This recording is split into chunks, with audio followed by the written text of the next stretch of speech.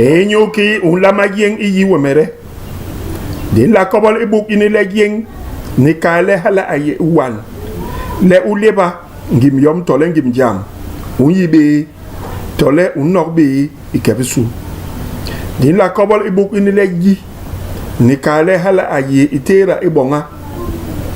Ijam un tehe tole un nigil tole un nok ikebisu.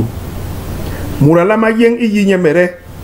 Enyule hala anhula nye iyi gwel nye mere ingera jam lempam ni iyi semba mam malate nganye hala ambong lemut ayi anenyu ye ingera je ingera nyoba ingera bansu nye nyumbi tosang to ingera ban chak hop le bay ikabisu ingera muranyi nye mere hala we anwas di bak le mange hala we anang hala we ayi imam mambong nyele an we ya be bodnyu ning aning engera unyi wemere unla yi sembangim makon engera unyi wemere unyi bilem gwong bilam ne bebe John unokle